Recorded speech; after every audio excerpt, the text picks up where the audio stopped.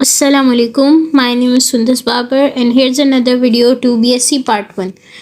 Okay तो हमारी ending हुई थी कैरप प्लांट पे, जहाँ पे मैंने आप लोगों से एक क्वेश्चन पूछा था, व्हाट इज़ पेरिक्लिनल डिवीजन। तो पेरिक्लिनल डिवीजन बेसिकली एक ऐसी डिवीजन है जो कि कैम्बियल को डिवाइड करती है टू इक्वल हाफ्स में। कैम्बियल क्या होता है, कैम्बियल को एक्सप्लेन करने के लिए एक इमेज शो करूँगी जिससे आपको समझ में आ जाएगा। ओके तो बेसिकली ये कैम्बियल होता है, जैसे कि कोई वुड का बार्क ले लें आप, तो यहाँ पे देखें कैम्बियल लेयर बनी हुई, कैम्बियम लेयर, ठीक है। अगर इस लेयर को आप टू हाफ्स में कन्वर्ट कर देंगे तो इसको कहते हैं पेरिक्लिनल डिवीजन। अब ऑब्वियसली यहाँ पे हम लोग वुड की एग्जांपल लेके बात करें, लेकिन यहाँ पे कैरा प्लांट की बात हो रही है।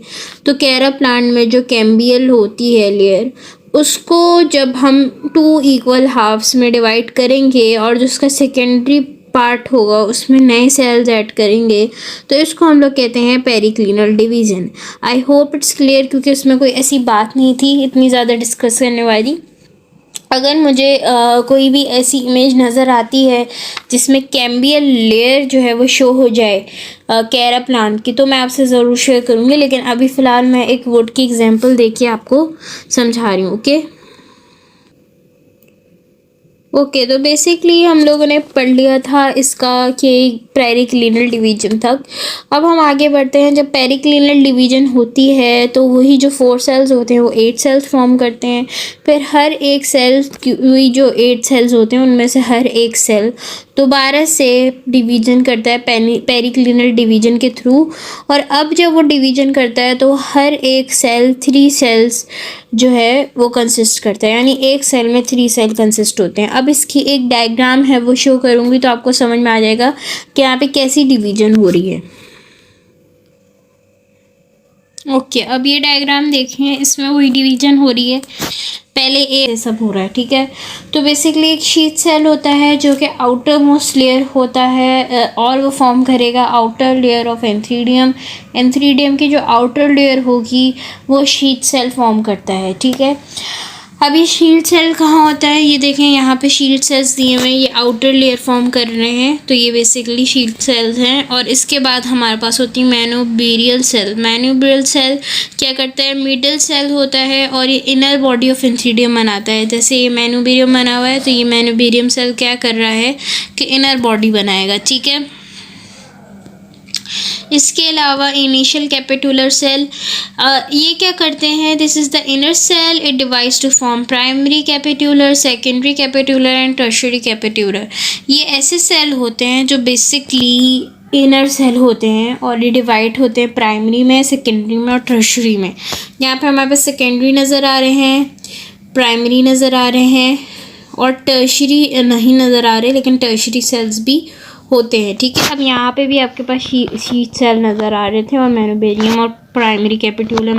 यहाँ पे सेकेंडरी कैपिटुलम आ गया, नेक्स्ट पे ऑब्वियसली टर्शियरी कैपिटुलम भी है।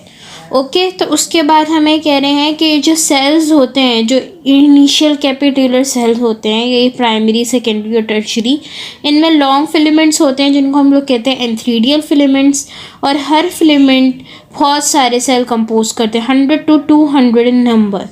और हर सेल को एंथ्रीडियम या फिर ग्लोब्यूल कहते हैं, जैसे मैंने आपको दिखाया था एंथ्रीडियम और ग्लोब्यूल, तो उसी तरह, ठीक है।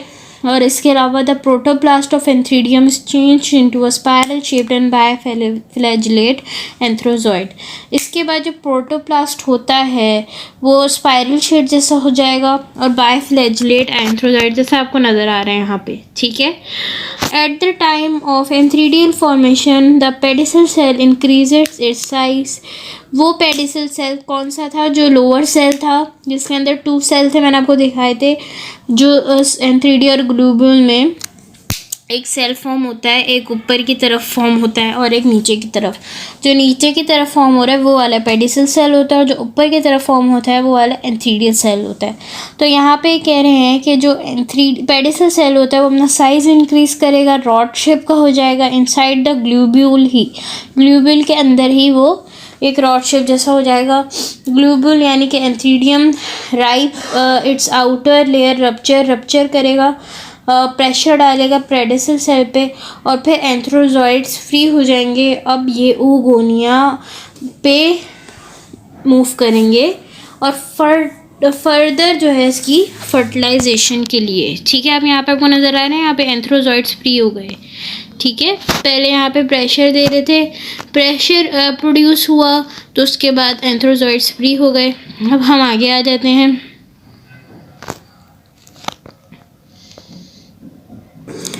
ओके, इसके बाद इन्होंने लिखा हुआ है कि oogonia are producer the lower nodes of Chara. oogonia क्या करते हैं, वो लोअर नोट्स ऑफ कैरा पे प्रेजेंट होते हैं। Plant near to antheridia in the formation of oogonia और nucleus a cell divides into two. ऐसा मतलब कैरा प्लांट के लोअर नोट्स पे होते हैं oogonia, और ये बिल्कुल ही नियर होता है एंथ्रीडिया के। oogonia की फॉर्मेशन के लिए या फिर न्यूक्लियस के लिए फॉर्मेशन के लिए एक सेल डिवाइड होता है दो सेल में। लोअर को पेडिसल सेल और अपर सेल को इनिशियल ओगोनियल सेल कहते हैं। पेडिसल सेल डिवाइड नहीं होता, इनिशियल ओगोनियल सेल डिवाइड हो जाता है शीथ सेल में और ओगोनियल सेल में। शीथ सेल एक कमरिंग फॉर्म करता है ओगोनियम के अराउंड, और ओगोनियल सेल डेवलप करता है इनटू ओगोनियम, यानी ओगोनियल सेल ओगोनियम बन जाता है। In which a single ovum is produce, oogonium के अंदर एक ही ओवम प्रोड्यूस्ड होता है। ओगोनियम की आउटर कवरिंग में 5 सेल्स होते हैं जो शील सेल से फॉर्म होते हैं। ये सेल्स फर्दर भी डिवाइड करते हैं, फिर 10 सेल्स में कन्वर्ट हो जाते हैं। 5 सेल जो बच जाते हैं, 5 सेल्स एक राउंड शेप स्ट्रक्चर बना लेते हैं टिप पे, और 5 सेल्स जो है वो ट्यूब सेल्स कहलाते हैं जो कॉइल करते हैं oogoनियम के अराउंड एक स्पायरल मैनर में। यानी यहाँ पे आपको एक क्राउन स्ट्रक्चर नज़र आ रहा है, क्राउन स्ट्रक्चर। तो ये बेसिकली वो वाले 5 सेल्स हैं जिन्होंने क्राउन शेप स्ट्रक्चर बनाया है, जो किससे फर्दर डिवाइड हुए थे, जो डिवाइड हुए थे oogoनियम से, ठीक है। और इसके अलावा जो 5 सेल्स हैं जो स्पायरल शेप बना रहे हैं वो ये रहे, ठीक है। ये बेसिकली वही 5 सेल्स हैं जिनको ट्यूब सेल्स भी कह रहे हैं। तो आई थिंक आपको समझ में आ गया होगा, साथ डायग्राम भी दी हुई थी तो इतना कोई इशू नहीं रहा होगा, ठीक है। अच्छा, अब जो मेन बात है वो है फर्टिलाइजेशन की। पहले उसको ख़त्म करें, फिर मैं आपको बताऊंगी कि इसको किस तरह से आपने प्रेजेंट करना है पेपर में। ओके, तो let's go through it. Okay, तो बेसिकली फर्टिलाइजेशन वही है। इसमें हम क्या करेंगे, oogoनियम जो है वो मेच्योर हो जाएगा, स्पाइरली कॉइल्ड हो जाता है ट्यूब सेल्स के ज़रिए, oogoनियम के ऊपर सेपरेट होगा स्लाइटली, जिससे 5 स्मॉल पोर्स प्रोड्यूस होंगे जब वो सेपरेट होने लगेगा। एंथ्रोजॉइड oogoनियम के अंदर जाने लगेगा, मतलब उसमें ज़्यादा करीब जाने लग जाता है। फिर एक एंथ्रोजॉइड एंटर करेगा oogoनियम को किसी भी पोर, जैसे 5 पोर बने थे तो किसी भी पोर के अंदर से वो चले जाएगा। उसके बाद फर्टिलाइज हो जाएगा ओवम, उस ओवम के साथ, और क्या बन जाएगा, oospore। During favourable condition oospore germination करेगा, यानी जब फेवरेबल कंडीशन होगी तो oospore जर्मिनेशन करेगा। 2 सेल्स में डिवाइड होगा। लोअर सेल को राइजोइडल सेल कहेंगे, जो lower part of the plant को फॉर्म करेगा, जिसको राइजोइड्स कहते हैं। राइजोइड जो आपको दिखाई दे, याद है।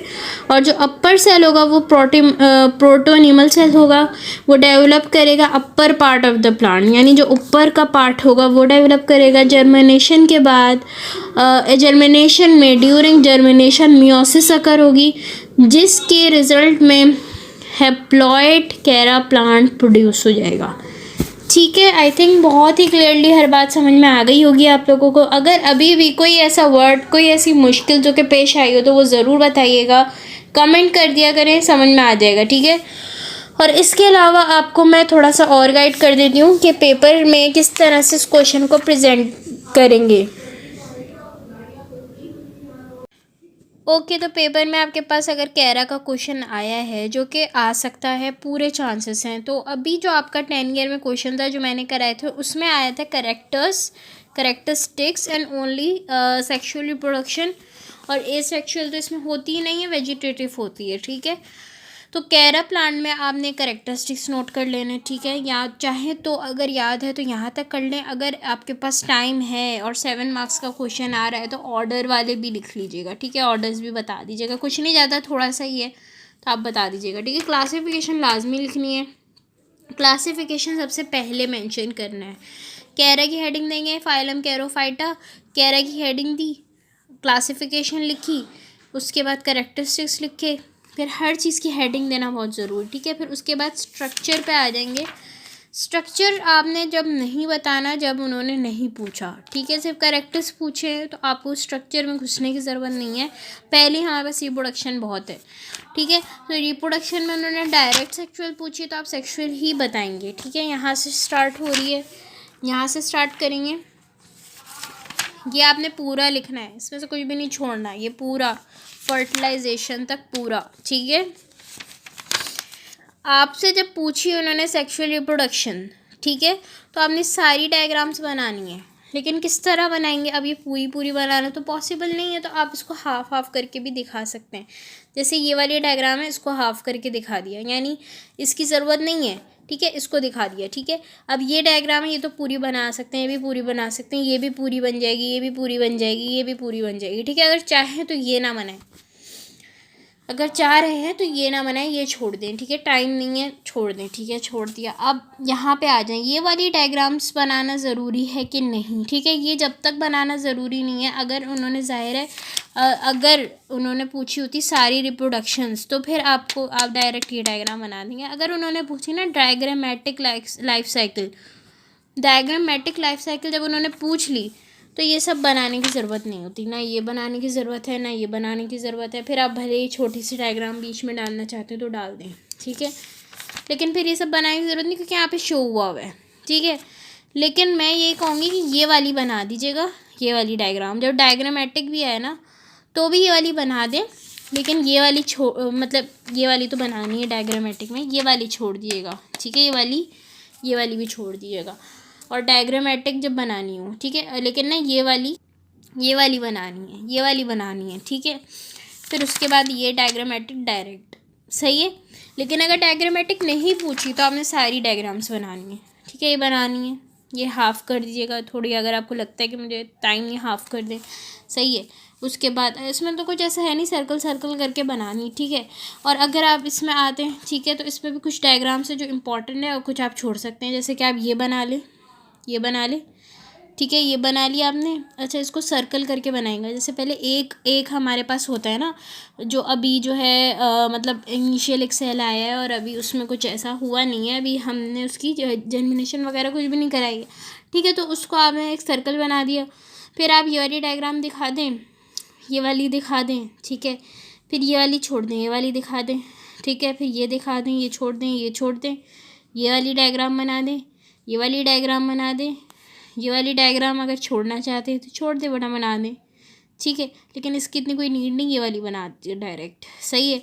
वरना ये और ये दोनों, ये तीनों बनानी, ये दो छोड़ सकते हैं आप, ये तीन, ठीक है।